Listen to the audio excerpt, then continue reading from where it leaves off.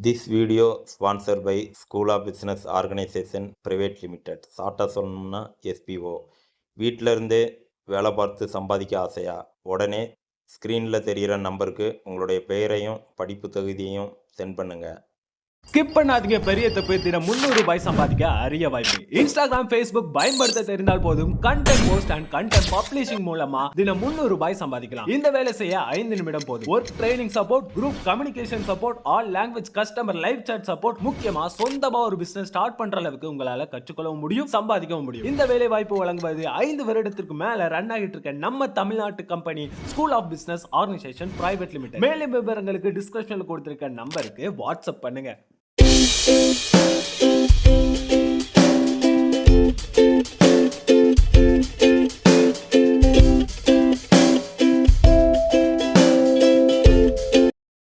Hi friends, welcome to GSV VM Indians.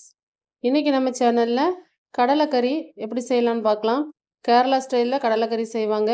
நான் நம்ம side இந்த கடலை குழம்பு எப்படி செய்வோங்கிறத அழகாக சொல்லி காட்டியிருக்கேன்.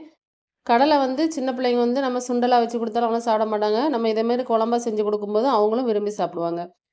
இது இட்லி, தோசை, சப்பாத்தி, சாதம் எதுக்குனாலுமே ஏற்ற ஒரு சைடிஷ்டு. நீங்கள் ட்ரை பண்ணி பார்த்துட்டு எப்படி இருந்ததுன்னு சொல்லுங்கள். நீங்கள் இப்போ தான் இந்த சேனல் ஃபஸ்ட் டைம் பார்க்குறீங்கன்னா GSV VM இண்டியன்ஸ்க்கு சப்ஸ்கிரைப் பண்ணிக்கோங்க. வாங்க இப்போ நம்ம வீடியோக்குள்ளே போகலாம். இன்றைக்கி கடலை குழம்பு செய்கிறதுக்கு நான் இன்றைக்கி 100 கிராம் வெள்ளை சுண்டல் எடுத்துருக்கேன். கருப்பு கொண்டக்கடலை எடுத்தாலும் நீங்கள் எடுத்துக்கோங்க, வெள்ளை கொண்டக்கடலை இருந்தாலும் அதை வச்சு கூட நம்ம இதை செஞ்சுக்கலாம். இப்போ இதை செய்கிறதுக்கு ஒரு குக்கரில் நான் எண்ணெய் சேர்த்துருக்கேன்.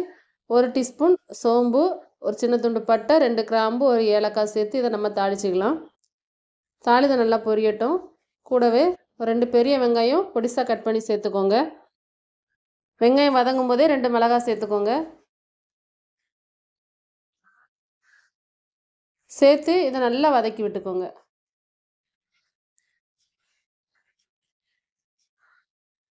வெங்காயம் ஓரளவு வதங்கினதும் நம்ம இஞ்சி பூண்டு பேஸ்ட் சேர்த்துக்கலாம். 1 டீஸ்பூன் இஞ்சி பூண்டு பேஸ்ட்டு சேர்த்துக்கோங்க.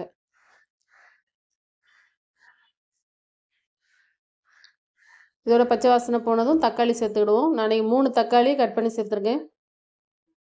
நல்லா மீடியம் சைஸ் தக்காளி தான். தக்காளி நல்லா வதங்கட்டும்.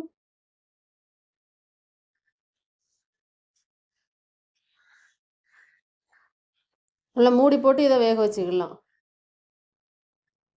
இப்போ கொஞ்சம் நேரம் கழித்து பாருங்கள். ஒரு 5 நிமிஷம் கழித்து நம்ம இதை திறந்து பார்க்கும்போது அந்த தக்காளி கொஞ்சம் மசிஞ்சிருக்கும். ஆனால் இன்னும் நல்லா வேகலை. கொஞ்சம் எண்ணெய் பிரிஞ்சு வந்திருக்கு. இன்னும் நல்லா மசிஞ்சு வந்தால் தான் நல்லாயிருக்கும் குழம்பு. திரும்ப மூடி போட்டு வேக வச்சுக்கலாம்.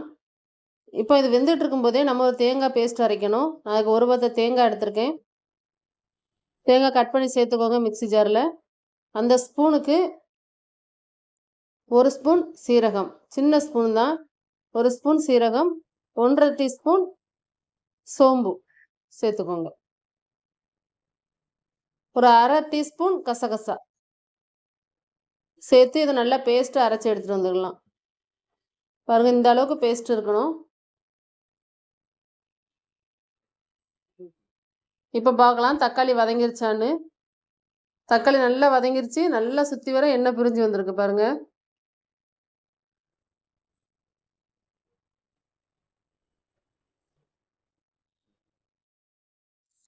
இப்போ இதில் மசாலா சேர்த்துக்கணும்.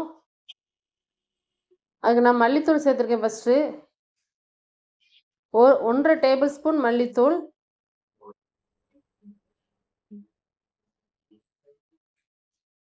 2 டீஸ்பூன் வத்தல் தூள், 1/4 டீஸ்பூன் போல் மஞ்சள் சேர்த்துக்கோங்க. அவ்வளவுதான். இப்போ இதை நம்ம நல்லா வதக்கி விட்டுக்கலாம்.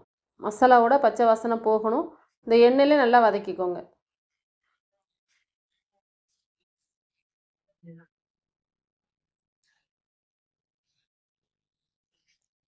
இப்போ இதில் ஒரே ஒரு உருளைக்கிழங்கு கட் பண்ணி சேர்த்துக்கோங்க. உங்களுக்கு ஆப்ஷனல் தான், வேண்டான்னா அதை ஸ்கிப் பண்ணிக்கோங்க. கூடவே நம்ம ஊற வச்சுருந்த கொண்டக்கடலை இதில் சேர்த்துக்கலாம். நல்லா தண்ணி வடிச்சிட்டு சேர்த்துக்கோங்க. சேர்த்து இந்த மசாலாவிலே இதை வதக்கிக்கோங்க.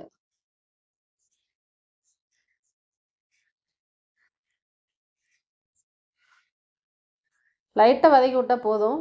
ஏன்னா நம்ம இதை குக்கரில் விசில் போட்டு தான் வேக வைக்க போகிறோம், அதனால் வெந்துடும். இதில் நம்ம அரைச்ச தேங்காய் பேஸ்ட்டு இப்போ சேர்த்துக்கலாம். இந்த மிக்ஸி ஜாரை கழுவி அந்த தண்ணி இதில் சேர்த்துக்கோங்க.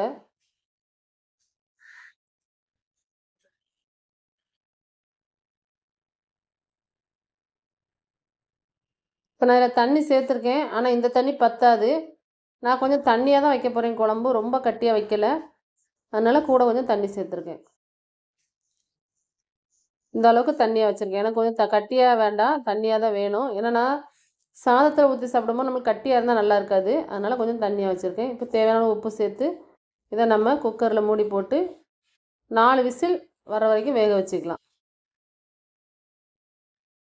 இப்போ விசில் எல்லாம் 4 விசில் வந்துருச்சு. குக்கரும் ப்ரெஷர்லாம் அடங்கிருச்சு. பாருங்கள், திறந்து காட்டுறேன்.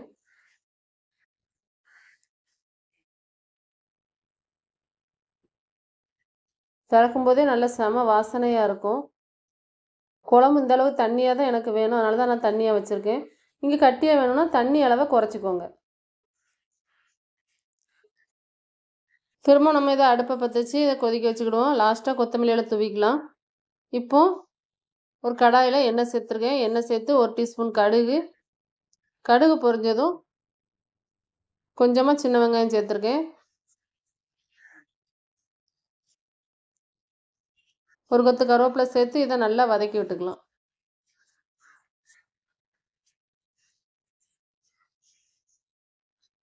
இந்த அளவுக்கு வெங்காயம் நல்லா வதங்கி வரட்டும். வந்ததுக்கப்புறம் நம்ம இதை குழம்புல சேர்த்துக்கலாம். இதை சேர்க்கும்போது ரொம்ப அருமையாக இருக்கும் சுவை. வெங்காயம் வதக்கி சேர்க்கும்போது நீங்களும் இதை ட்ரை பண்ணி பாருங்கள். பார்த்தீங்களா, நான் ஃபஸ்ட்டு எவ்வளோ தண்ணியாக வச்சுருந்தேன், இதுவே கட்டியாக இருக்குது. நம்ம ஏற்கனவே கட்டியாக வச்சுருந்தோம்னா இன்னும் கட்டியாயிரும். அப்புறம் ரொம்ப கூட்டு மாதிரி ஆயிரும். இது உங்களுக்கு பிடிச்சிருக்கும்னு நம்புகிறேன். பிடிச்சிருந்தா GSV VM Indiansக்கு சப்ஸ்கிரைப் பண்ணிக்கோங்க. Thank you friends.